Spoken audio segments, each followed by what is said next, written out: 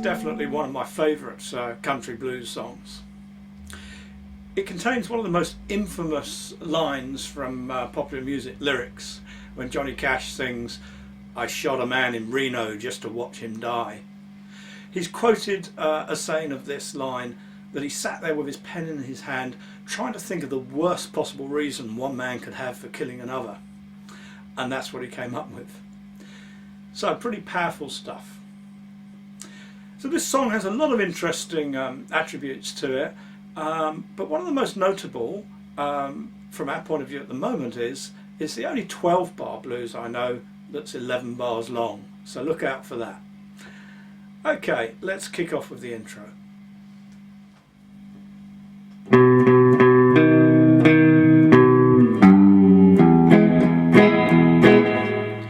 Here it is in close-up.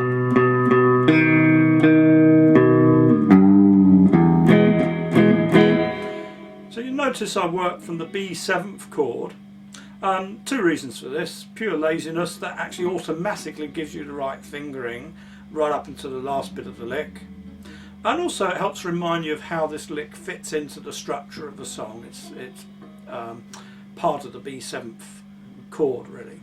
So showing you one note at a time, we're starting on the A string at the 2nd fret, which we hit 3 times, going up to the D string at the 1st fret twice, back to the 2nd fret 5th string, so that's, then hop that finger across to the 2nd fret on the 6th string, give it a good bend and return, then open, immediately then coming into the E chord, so that's all together.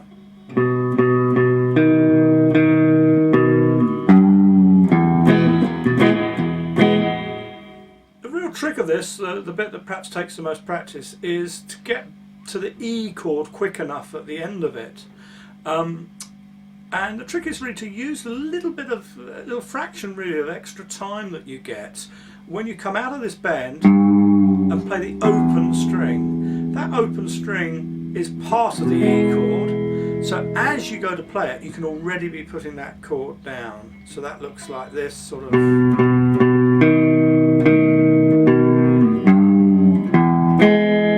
Notice I actually had that chord down as, or even slightly before I actually hit that final note. So that's the part of that to focus on and try to get nice and seamless. That keeps you in good time. Now the main rhythm of the song very much comes from its sort of steam train motif, and this is a strong 16 beat feel with an accentuated offbeat, something like this.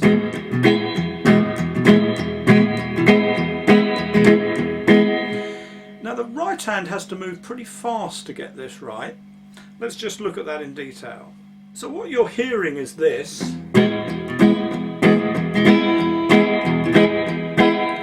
Underlying that idea is this pattern.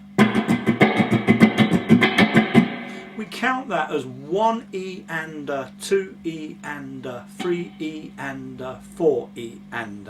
So each of the 4 main beats is subdivided itself by 4.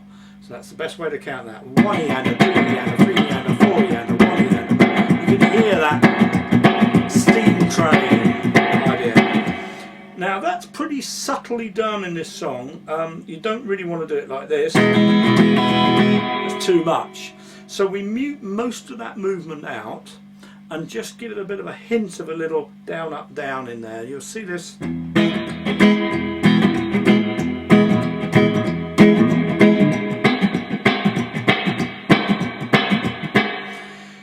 And that's helped by left hand or fretting hand muting technique. Let's see what's happening with that hand. Okay, so again, unfortunately, this is one of those parts of guitar playing that looks easier than it is. I know this takes most people a lot of practice to get hold of, but I want you to have a go at it if you want to try and get it up to this level. And the trick here is to start with a muted chord. So you take your E chord as you normally player, and you literally just rotate everything round so your thumb comes over the top and these fingers collapse, so everything's nice and dead. If you start getting that 16 beat going, perhaps sort of half speed, something like this. So my right hand's going down, up, down, up, down, up, down. 1 E and a 2 E and a 3 E and a 4 E and as I'm doing that, I just rotate the hand where I want the chord to sound, and I rotate it back to the muted position to cut the sound off.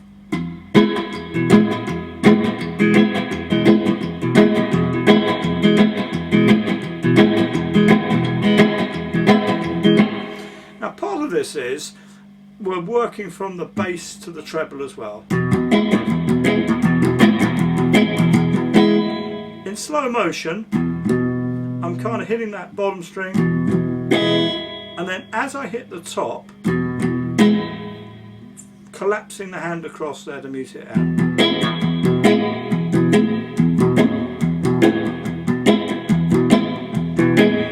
Hours of fun getting that right, but have a go. If you're just starting out playing, you may want to leave that particular finishing touch to a later stage. Don't be afraid to just play it open without the muting. It works just as well, but that's a kind of fine point that's nice to cultivate if you can. So I want to emphasize that there are many ways to strum a song, and it is important to find the way that suits you best at whatever level of experience you're at. I don't want people getting too perfectionist too early on working these lessons, because I am showing you quite a few different techniques to do with strumming these songs that I know for some people are really, really hard to get in a hurry. So let's just show you one alternative that works quite nicely, just sort of strumming 4 to the bar.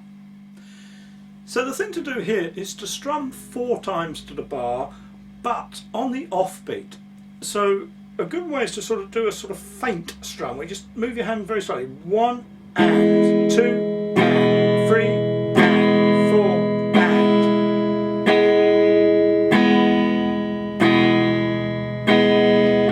Speed it up, that will sound like this.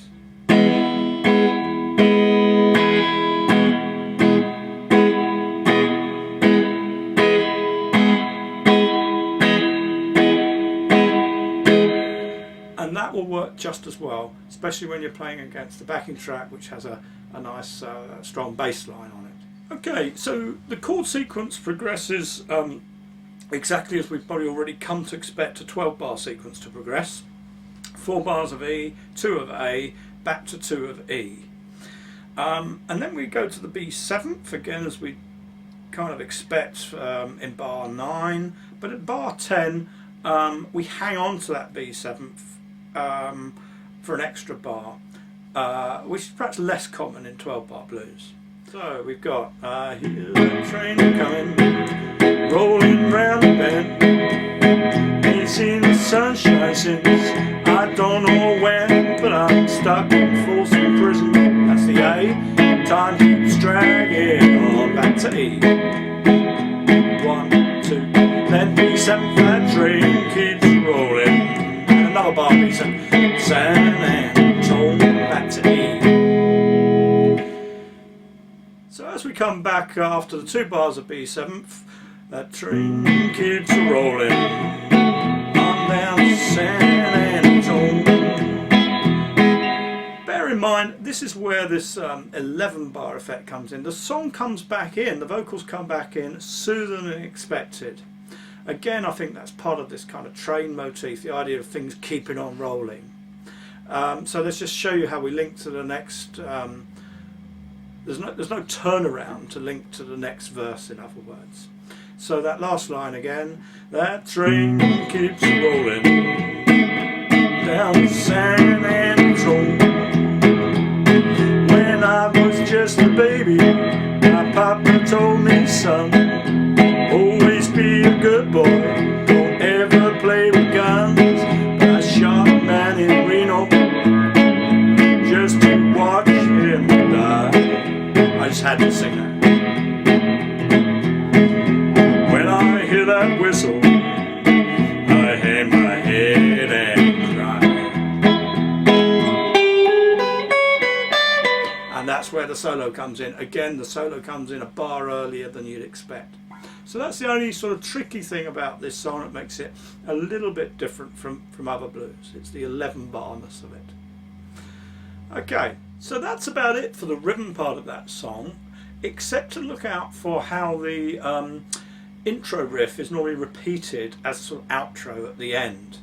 That looks a little bit like this. So if I take it from the very last line of the song, if only I can remember what that is. And I let that lonesome whistle blow my blues away.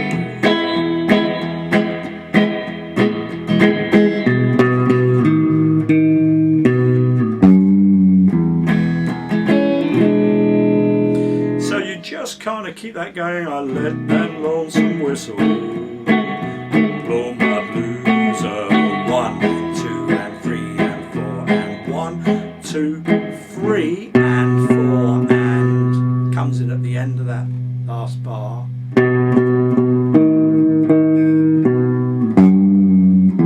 Usually deliberately slow that down as I play it, like a train coming to a halt. And then a little E to E7 to finish off with.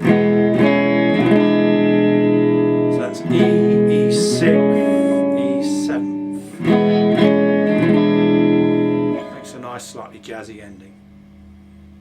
Okay, so in the next lesson we'll be looking at how to play the solo to that.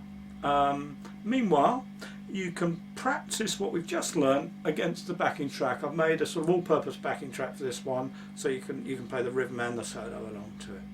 You'll find that in the toolbox to the side of the screen here. Okay, see you in the next lesson.